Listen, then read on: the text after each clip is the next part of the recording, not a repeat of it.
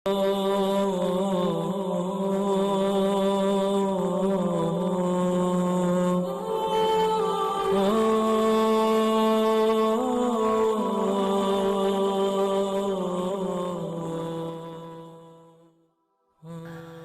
باللہ من الشیطان الرجیم، بسم اللہ الرحمن الرحیم۔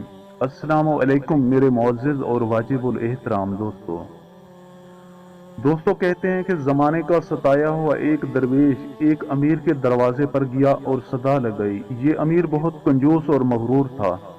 درویش کی صدا سن کر اس نے اسے خیرات کی جگہ جھڑکیاں دیں۔ اس امیر کے ہمسائے میں ایک غریب نابینا شخص رہتا تھا۔ درویش امیر کی ڈیوڑی سے مایوس لوٹا تو نابینا نے اسے اپنا مہمان بنا لیا اور جو کچھ میسر تھا درویش کے سامنے رکھ دیا، ساتھ اخلاق اور مروت کی باتوں سے اس کا دل خوش کیا۔ درویش اس حسن سلوک سے بہت مسرور ہوا، ہاتھ اٹھا کر اس کی خیر و فلاح کے لیے دعا مانگی اور رخصت ہو گیا۔ نابینا شخص نے درویش کے ساتھ ہی اچھا سلوک لالچ کی وجہ سے نہیں بلکہ ترس کھا کر کیا تھا۔ ایک وقت کا کھانا کھلا دیا، کوئی ایسی بڑی بات بھی نہ تھی، لیکن خدا کو اس کی یہ نیکی پسند آئی۔ اس کے حق میں درویش کی دعا قبول ہو گئی۔ اس کی آنکھوں سے پانی کے چند قطرے ٹپکے اور اس کی اندھی آنکھیں روشن ہو گئیں۔ لوگوں کو یہ بات معلوم ہوئی تو سب حیران ہوئے اور ذرا دیر میں درویش کی کرامت کا سارے شہر میں چرچا ہو گیا۔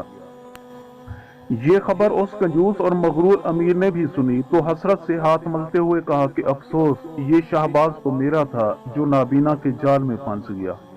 یہ دولت تو میرے لیے تھی جو اسے مل گئی۔ ہمسائے نے یہ بات سنی تو کہا کہ یہ شہباز تجھے کس طرح مل سکتا تھا جو حریص چوہے کی طرح دانت نکوسے ہوئے ہے۔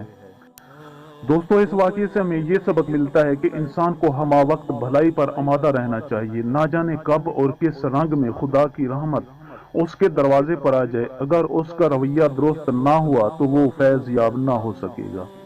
دوستو میں امید کرتا ہوں کہ آپ کو میری یہ ویڈیو اچھی لگی ہو۔ اگر آپ کو میری یہ ویڈیو اچھی لگے تو پلیز آپ میرے چینل کو سبسکرائب اور اس ویڈیو کو لائک ضرور کیجیے اور اپنی قیمتی آراء کا اظہار نیچے کمنٹ سیکشن میں کرنا مت بھولیے۔ شکریہ، خدا حافظ۔